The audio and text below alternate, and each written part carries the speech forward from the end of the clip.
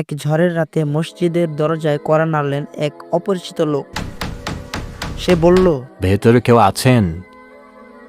আমি খুব সমস্যায় পড়েছি, বাইরে ঝড় হচ্ছে, আমাকে একটু সাহায্য করবেন? আপনি এখানে টস করে দেবেন আমাকে? মসজিদের খাদেম রাগ করে বললেন, এখানে ভিক্ষুকদের জায়গা নেই, চলে যান। এবং লোকটি বলার সাথে সাথে বৃদ্ধ লোকটি চলে আসলো। এত ঝড় বৃষ্টির মধ্যেও তিনি খুব কষ্টে চলে আসছে। এই পুরো ঘটনাটি ভিতরে থাকা একটি যুবক তাসবিহ পড়ছিল, সে পুরো ঘটনাটি শুনেছে এবং পরের দিন জুমার আগেই মসজিদের ভিতরে একটি বক্তব্য দেওয়া হয়। এই মসজিদে একজন নতুন দাদা এসেছেন, তিনি খুবই বড় ব্যবসায়ী এবং তিনি গত রাতে মসজিদ দেখতে এসেছিলেন। এই কথা শুনে খাদেমের অবস্থা খুবই খারাপ খাদেমের মুখ ফ্যাকাশে হয়ে গেল, কারণ সেই ভিক্ষুক লোকটাই ছিল সেই দাতা। এবং মসজিদের দাতা বয়ান শুরু করলো।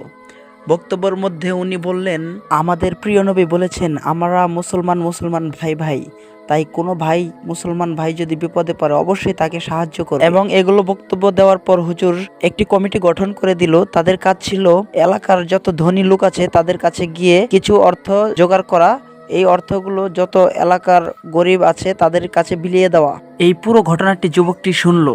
সেই যুবক ভাবলো, মসজিদের দাদা এত ভালো, এত অপমান হওয়ার পরেও কারো প্রতি প্রতিশোধ নেয়নি।